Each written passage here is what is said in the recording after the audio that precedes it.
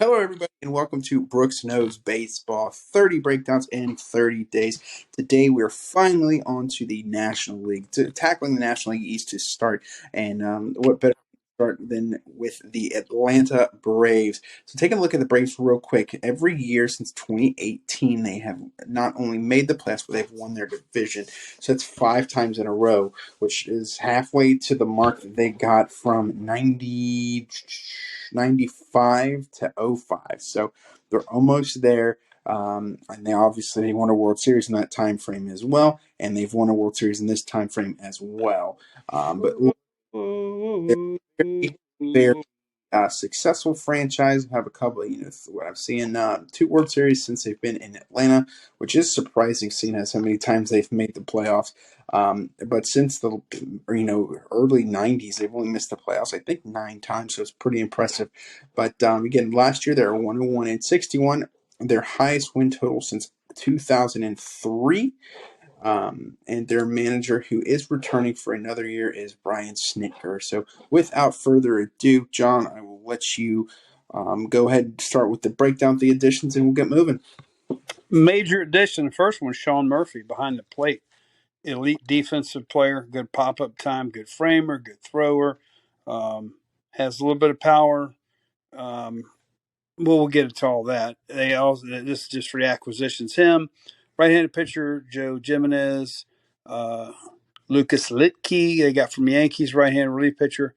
Outfielder Sam Hilliard, outfielder first baseman Jordan Luplow, and Dennis Santana.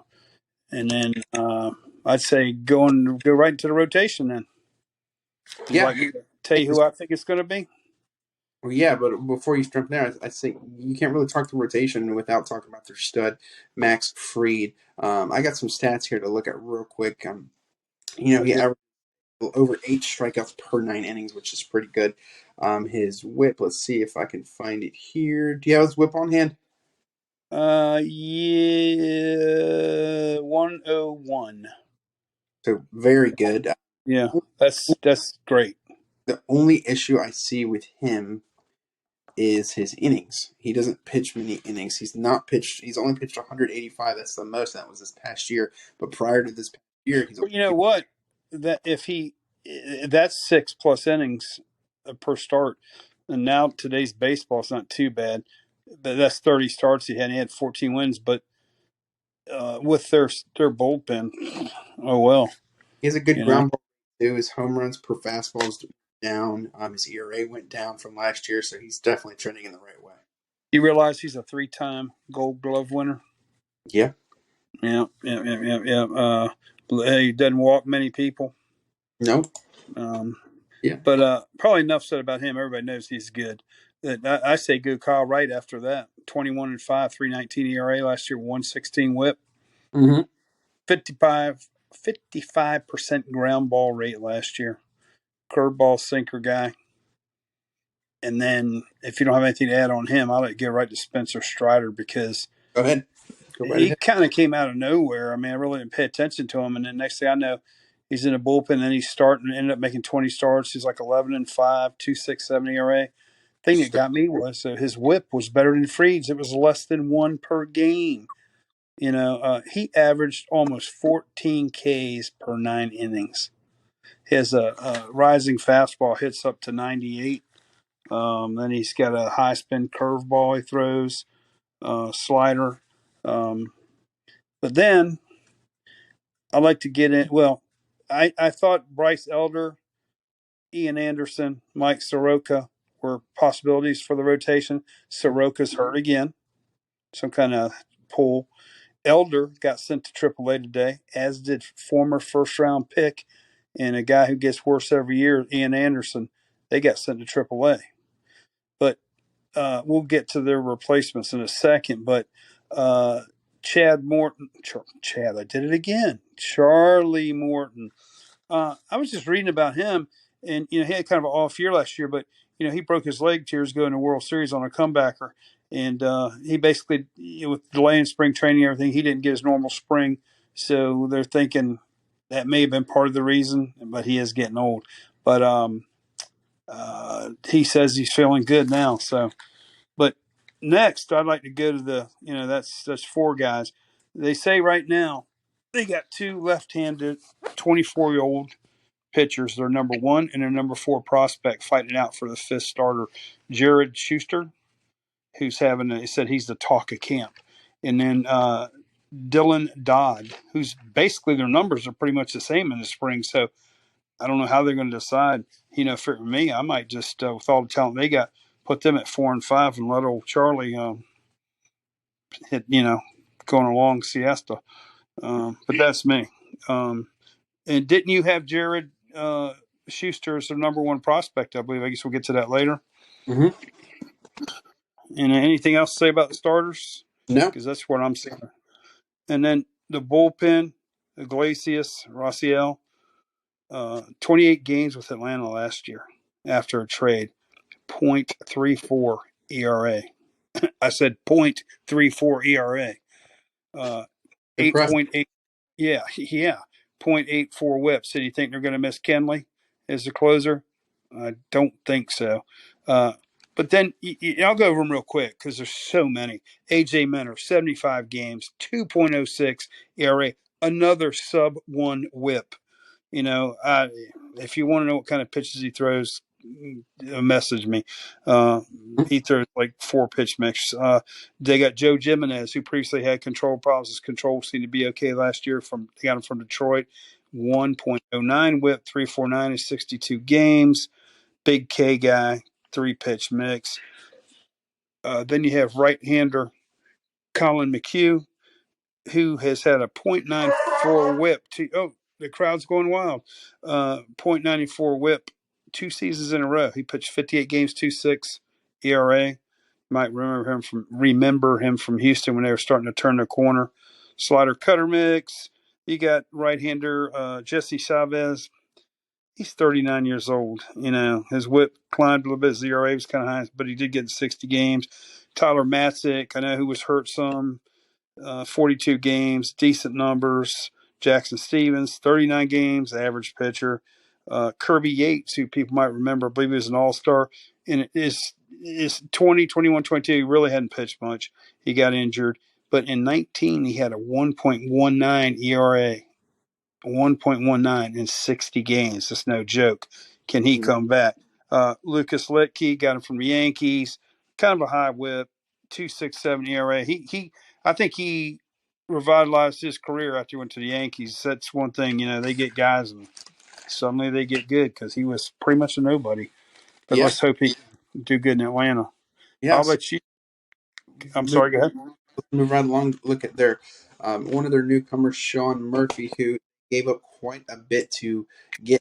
We talk about their prospects here in a moment, but they did give away 4 of their top 10 prospects for Sean Murphy in that trade, which is a lot for a guy um, who I don't know. I don't know. So, but Sean Murphy did have his best season by far last year. He dropped his rate by 5%. His batting average, he raised that from 216 to 250. And his power was decent, and he did play 148 games, and he's a very good fielder. So there's a potential if he stays healthy. Again, he's got good strength. He's hits a lot of doubles. He could potentially be an all-star. He's in the launching pad now, buddy. Do you know Atlanta? It's like probably on the East Coast. It's the highest above sea level stadium there is, altitude. Didn't know that. Yeah. So there's always been a lot of home runs hitting Atlanta, and he's got a lot of help around him. Yeah. Think about it, Speaking of help, talk about Matt Olson. Well, back up. What about Travis Darno? What's he going to do? He's not bad. So, yeah, hey, maybe it's trade bait till they bring someone else up. Okay, Matt Olson, you're on him.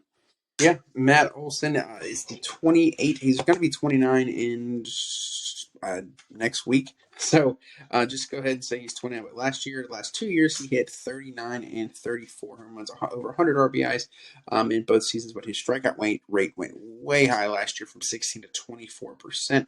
He's not going to necessarily be a high average hitter, probably 250s for him, but It's definitely. productive, though. Yeah, definitely put some good power on, and Good definitely D. Yeah, good option. Very good first baseman. It does exactly what they need there. But moving on to second base, we have Ozzy Albies. What do you have for Ozzy Albies? You hit 240. Ozzy had a bad year. He got hurt. Yeah, He's good defensive, but basically his offense was good crap. speed too. Uh, pardon me. He has good speed. Yeah, he does that. But they said when he had decent contact, but when he does make contact, is weak.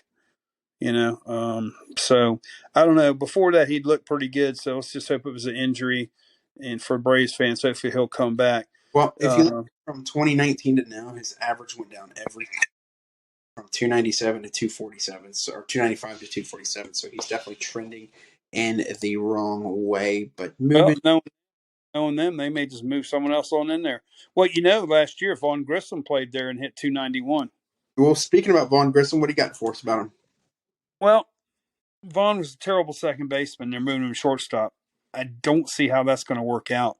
He's replacing Swanson. I like Dansby, but Dansby had a career year and he overvalued himself. And he said, oh, he wanted to go to Chicago because his granddaddy used to have him on TV every day when he come home. Blah blah blah. But I don't. I always thought Dansby was going to be better than he was because he put up at very pedestrian numbers. I thought until last year. 100%. Um, so Grissom, you know, it looks like he's going to start out there. 191 at best, 291 average last year. Good contact hitter, but they said he don't put much in the air, so maybe they'll change your launch angle because he's a good sized fellow. So for the Braves fans, I hope his defense comes around. Um, but then you get a third base And potential MVP. he's one of Go our ahead.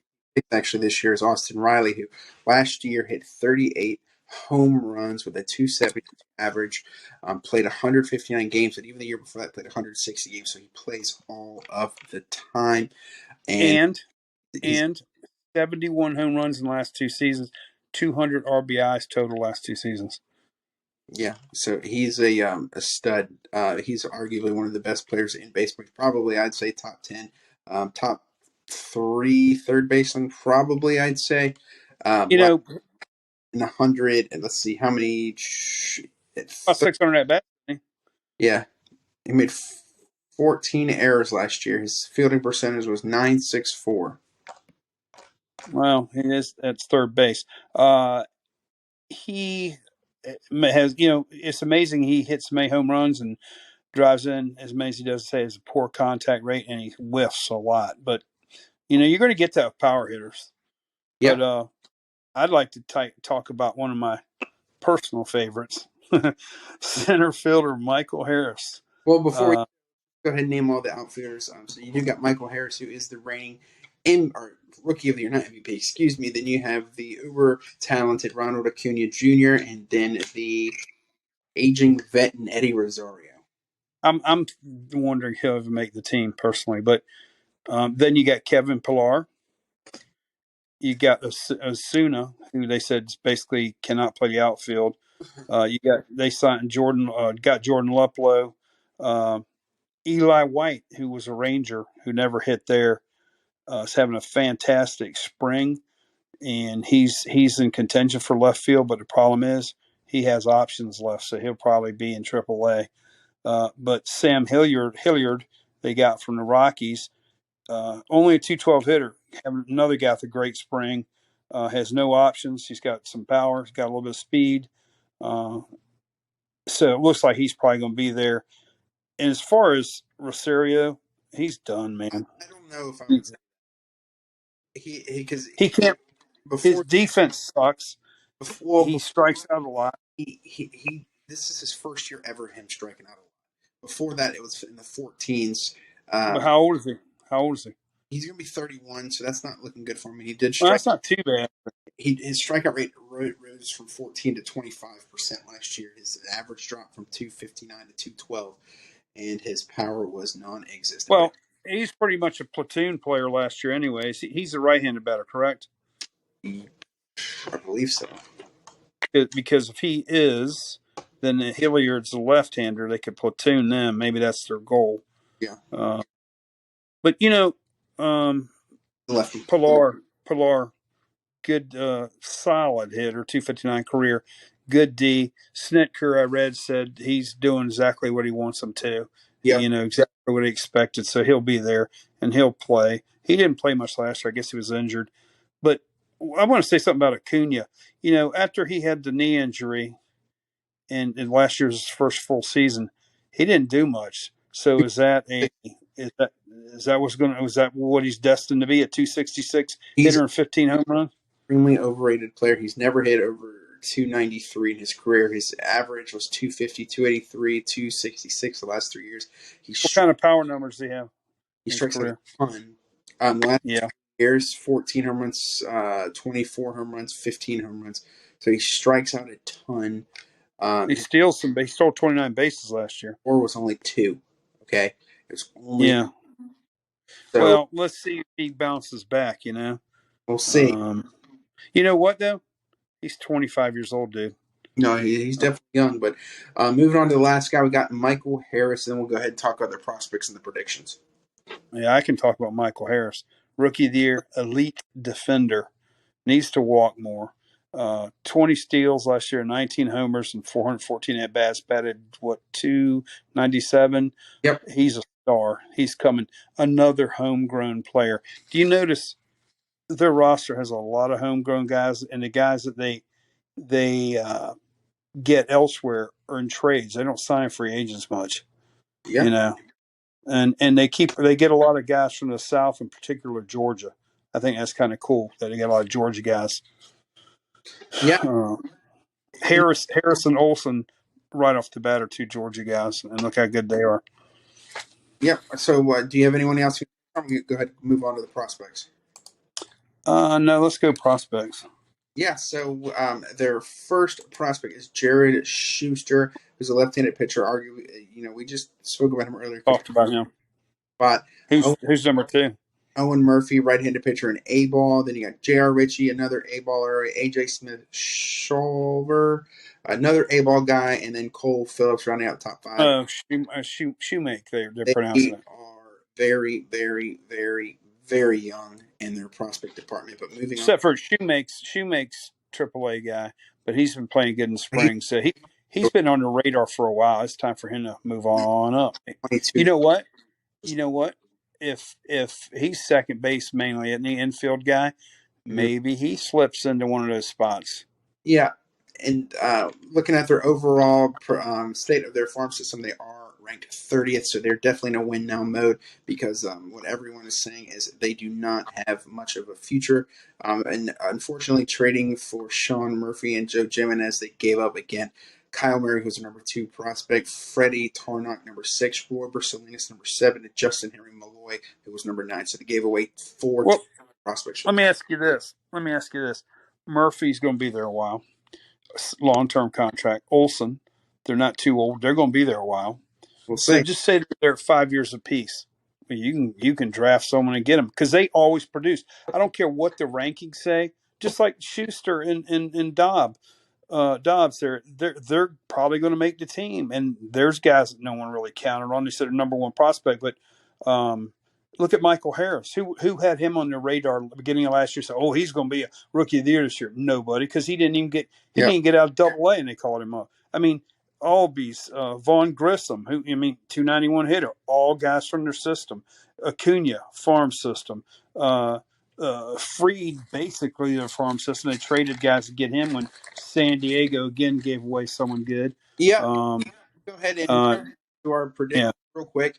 So again, we have the Atlanta Braves finishing 96 and 66. I think they are the most complete team in the Bigs this year, and I do have them projected to be 2023 World Series champions, winning it once again. I just think they're the most complete team with the most complete pitching staff and enough offense to make it last for them. Again, 96 and 66. But John, I'm seeing by your nodding in agreement that you agree with me. So I will go ahead and let you. We got 30 seconds left. Go ahead and do the sign off. Okay, that's all, folks. Catch us the next episode of Brooks Knows Baseball. Good night. Good night.